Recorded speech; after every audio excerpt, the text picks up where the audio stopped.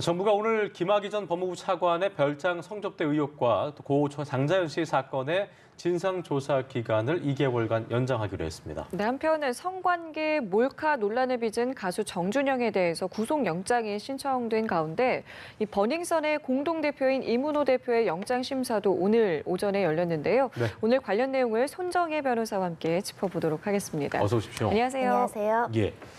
자, 참 궁금했었습니다. 검찰과거사위원회 이게 시간이 얼마 남지 않아갖고 또 고 장자연 씨 사건도 그렇고 김학의 전 차관 사건도 그렇고 이거를 시간 내에 하기는 어려울 테니 연장할 것인가에 대한 관심이 많았는데 결국 정부가 지금 저희가 보도해드린 대로 2개월간 추가 연장을 했기 때문에 아마도 어떤 원점부터 수사 그리고 또 좀 더 확대 수사로 하게 될 가능성 저희가 충분히 봐야겠지요? 네, 애초에는 조사위원단에서 이제 그 연장 요청을 했지만 거절하는 의사표시를 했습니다. 예. 그럼에도 불구하고 이제 입장 변화를 보여서 2개월간 연장하겠다 이런 입장으로 이제 선회를 했다라고 생각을 하고요. 네. 다행이라고 생각합니다. 그러면서 이제 담화문 중에 어떤 이야기를 하냐면 조사 결과에 따라서 수사를 해야 되는 부분이 있다면 수사를 착수하겠다라고 이야기를 하고 있어서 예. 공소시효가 남아있는 범죄 사실에 대한 혐의점이 충분히 드러나면 강제 수사로 전환할 수 있다는 입장을 보이는 점은 굉장히 유의미하다라고 평가를 합니다. 예. 네. 그런데 이게 조사단의 조사가 일단은 글쎄요 강제 수사 권한이 없기 때문에 그 수사로 가기까지 충분한 조사가 이루어질 수 있겠느냐라는 한계점을 지적하시는 그렇죠. 분들도 많고. 애초에 연장 결정에 대해서 법무부가 거절했던 이유 중에 하나는 이미 여러 차례 그 연장을 해왔지만 유의미한 결과가 없고 더 연장한다고 하더라도 뚜렷하게 더 찾아낼 것이 있겠느냐 결과에 있어서 이런 취지로 이야기를 했고요. 실제로 김학의 전 차관은 예고도 없이 사실 불출석하는 부분들이 있었습니다. 강제 구인할 수밖에 없는 그런 여러 가지 한계를 보여줬다라고도 평가되는데 그럼에도 불구하고 연장 결정을 했던 것은 여론을 많이 의식하지 않았을까 생각이 들고요. 더군다나 문재인 대통령이 철저한 수사를 당부하고 여러 가지 이런 유착, 권력층에 대한 비리에 대해서 국민들이 굉장히 관심을 많이 갖고 있기 때문에 그럼에도 불구하고 마지막까지 할 수 있는 부분들은 다 하겠다. 이런 의지를 담은 게 아닐까 싶고요. 예. 더구나 서면 조사라고 할지라도 참고인 조사라고 할지라도 여러 가지 확인할 수 있는 부분은 확인하는 것이 또 도리이기 때문에 마땅히 연장 결정에 따라서 연장을 하고 현재 김학의 전 차관과 관련해서는 또 공소시효가 일부 남은 범죄들에 대해서 이야기가 진행되고 있기 때문에 이 부분은 조금 더 유심하게 살펴볼 필요가 있습니다. 일단 그 혐의가 적용되는 게 이제 그 성폭행, 그러니까 특수강간에 대한 부분인 건데 이거는 만약에 밝혀지게 수사에 착수하게 된다면 공소시효가 남아 있긴 한 거예요, 그 부분이? 일단은 특수강간죄의 공소시효는 15년이고요. 이 사건은 2007년도, 2008년도에 발생한 일이기 때문에 이 범죄 사실에 대한 입증 증거를 확보할 수 있다고 한다면 기소되고 처벌까지는 예단하기는 어렵지만 수사는 충분히 가능할 수 있다는 점을 말씀드리는 것이고요. 성접대 관련된 성매매 알선행위라든가 뇌물행위는 이제 공소시효가 부과가 됐습니다. 지났죠, 그리고 이제 이 특수강간뿐만 아니라 지금 직권남용죄나 직무유기에 대해서도 공소시효가 남아 있으면 검찰 내부 인사들에 대한 적절한 처벌과 징계 이야기도 있기 때문에 그런 측면에서 조금 더 진실을 확인하는 것이 필요하다라고 보시면 될 것 같고요. 요 수사 결과에 따라서 혹여라도 법제명을 이렇게 적용할 수 있다라는 내부적인 판단이 이르면 정식으로 수사에 돌입할 수도 있습니다. 어쨌든 그 김학의 전 그 차관의 영상의 시점, 그 시점에 따라서 공소시효가 10년이냐 15년이냐 이것도 특정을 하는 것도 좀 중요한 부분이겠네요. 중간에 성범죄들이 이제 그 개정이 많이 되면서 법이 신설되기도 했고요. 성폭력 특례법이 이제 신설이 되면서 공소시효가 연장되는 시점들이 있습니다. 그 시점을 기준으로 해서 공소시효가 지났는지 안 지났는지를 판단해야 되는데 범죄 행위가 2007년부터 2008년도까지 이루어졌다라고 한다면 그 중간의 시점, 어떤 피해자가 어떤 피해 일시, 어떤 피해를 당했는지가 공소시효가 남아있는지 여부가 굉장히 중요할 수 있습니다. 그래요. 디지털 등 증거가 남아있는지 여부도 굉장히 중요하고 중간에 친고죄가 폐지되고 이런 여러 가지가 있었지만 특수강간 혐의는 이제 친고죄는 적용되지 않기 때문에 그런 논란은 없는데 공소시효 문제는 굉장히 예민하고 첨예하게 다퉈질 수 있는 부분이라서 아주 철저하게 수사가 돼야 되는 부분입니다. 알겠습니다.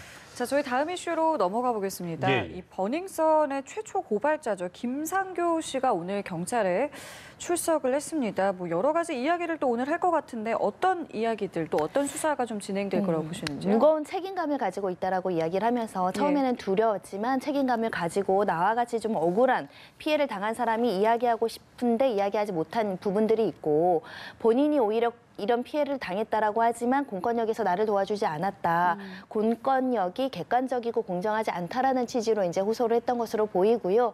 본인이 이제 쏘아올린 작은 공 이런 이야기들이 많이 있는데 이렇게 본인이 문제 제기를 함으로 인해서 거대한 어떤 사건의 불법 행위들이 지금 드러나고 있는 상황이라서 책임감을 가지고 수사를 철저하게 받겠다 이런 이야기를 하고 있는데요. 사실 김상교 씨가 현재 고소건, 피고소건 거의 9건이 있고요. 오늘은 그렇죠. 피의자 신분으로 출석을 하는 겁니다. 네. 경찰 2명과 버닝썬에 대해서 이제 명예훼손을 했다라는 혐의를 받고 있는 상황이고 이에 또 성추행을 했다. 뭐 애나 씨를 포함해서 버닝썬에 의해서 성추행했다라는 지금 피의 사실로 이제 그 고소된 건도 있기 때문에 앞으로 뭐 많은 고소 고발 사건을 지금 응대해야 되는 상황이라서 본인이 굉장히 어렵지만 저렇게 실명과 얼굴을 공개함으로 인해서 이것이 굉장히 공익적인 목적이다 이런 것들을 강조하고 있습니다. 그 보시면은 유인석 씨도 그랬고 오늘 그 이문호 대표도 그랬고 혐의를 받고 있는 대부분의 그 일반인의 분들은 얼굴을 안 보이려고 했는데 오늘 김상교 씨 출석할 때 보면은 저희가 뭐 감이라는 게 있습니다만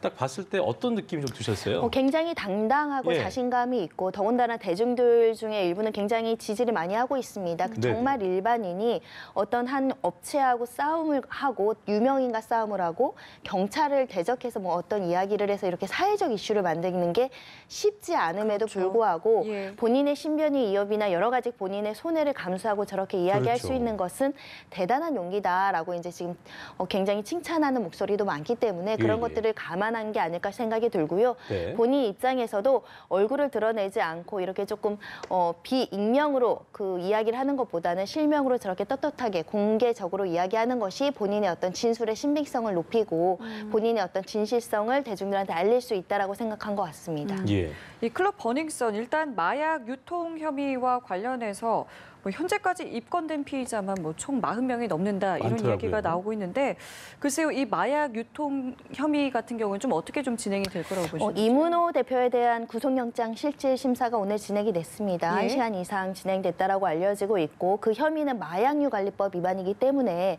버닝썬이라는 이런 클럽을 운영했던 대표가 실제로 본인도 마약을 했고 마약 유통에 그 관여된 정황이 있다라고 한다면 사회적으로 굉장히 중대한 범죄일 수밖에 없습니다. 마약을 네네. 근절해야 되는 수사기관 입장에서 한 장소에서 이렇게 다량의 마약이 유포됐다라는 것은 가벼운 죄책이 아니기 때문에 철저하게 수사를 하고 그러기 위해서 구속 수사의 필요성도 지금 나오고 있는 상황인데 단순히 방조했는지 적극적으로 개입해서 영리 목적으로 이것을 판매하고 유통을 하려고 했는지가 핵심이 아닐까라는 생각이 드는데요.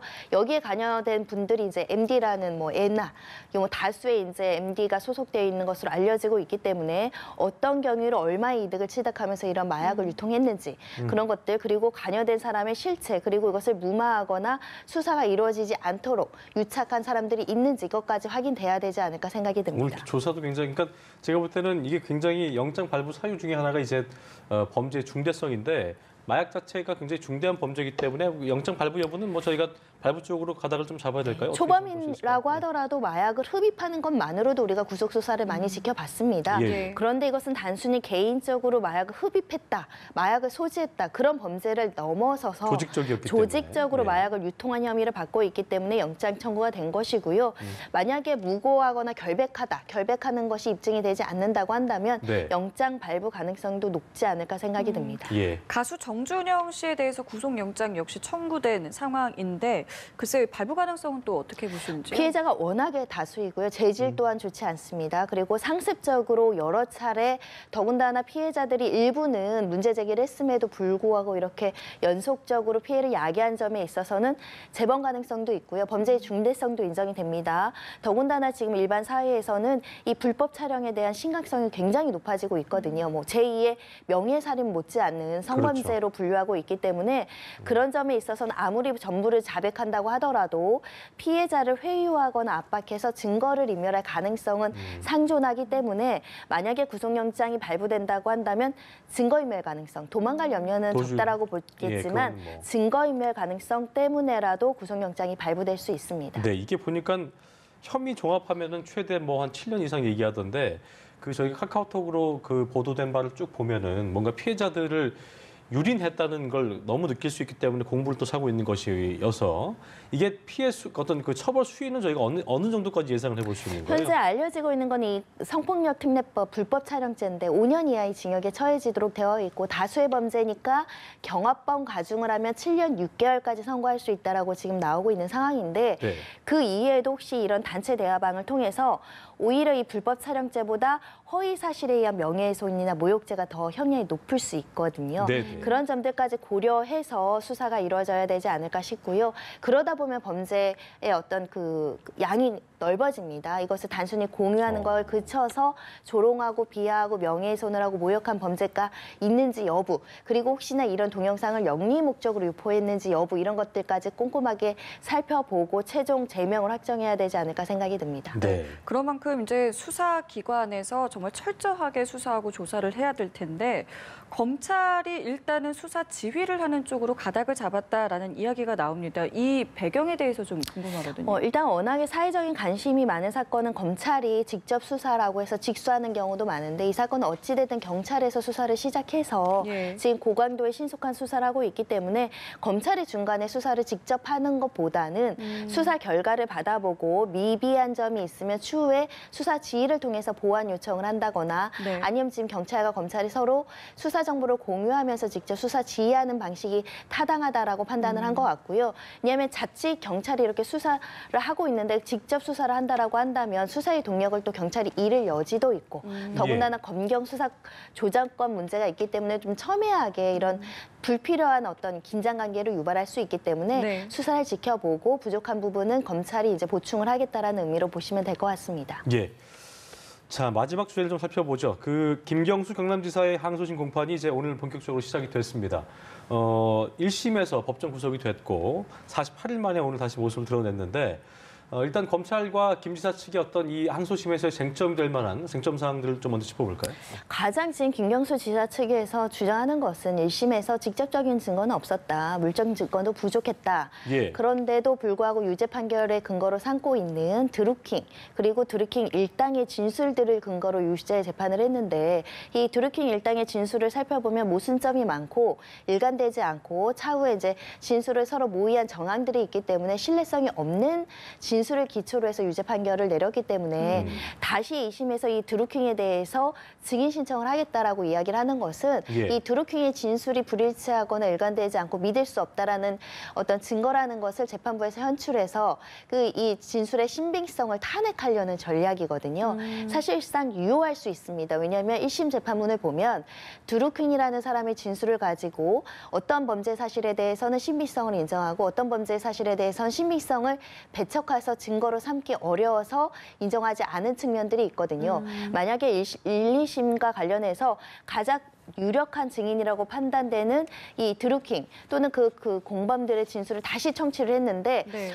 믿기 어렵다. 진술이 번복된다. 일관되지 않는다. 그런다고 한다면 재판 결과도 번복될 여지가 있기 때문에 예. 김경수 지사 측에서는 뭐 여러 가지 혐의에 대해서 다른 증거들도 있지만 가장 핵심적인 증거로 등장이 되는 드루킹에 대한 진술의 그 진술의 신빙성 이것을 탄핵하기 위해서 집중하지 않을까 생각이 듭니다. 예. 짧게만 마지막으로 좀 여쭤보면 보석 신문도 함께 진행이 되고 있는데 그렇습니다. 이 보석 가능성은 좀 어떻게 보고 계세요? 결국 증거인멸 가능성입니다. 전무 부인하는 사건에서는 보통은 보석 청구가 잘 인용되진 않습니다. 아. 자백하고 반성하고 피해자하고 합의되고 이런 사건에 대해서는 증거인멸 가능성이나 도망갈 염려가 적다고 해서 보통은 보석학을 안 해주는 애도 많은데 이 사건은 어찌됐든 현직 지사라는 관점에서는 재판부가 고민을 할 수밖에 그건 없습니다. 좀 불리한 부분인 거죠? 예, 왜냐하면 현직 지사로서 공무 수행도 굉장히 중대한 공익적인 가치가 있는 거거든요. 네. 더군다나 공익 수행을 하는 입장에서 도주 우려는 없다라고 평가하는 것이 타당하고 남은 것은 증거인멸의 가능성인데 증거인멸이라는 것은 사람들에 대한 어떤 진술의 해유나 압박을 통해서 네. 1심 때 드러난 진술에 대해서 좀 부탁한다거나 회유한다거나 압박을 해서 진술을 좀 흔들리게 하는 이런 조치를 할 수 있다라는 부분인데 이미 그 관련된 공범에 대한 어떤 조사들이 많이 이루어진 상태이고 또 네. 일부는 또 구속되어 있기 때문에 증거인멸 가능성이 적다라고 한다면 보석 청구가 인용될 여지도 남아있는 사건이긴 합니다. 그렇군요. 지켜봐야 할 부분인 것 같네요. 자, 지금까지 주요 사건 이슈들 손정희 변호사와 자세히 짚어봤습니다. 오늘 말씀 고맙습니다.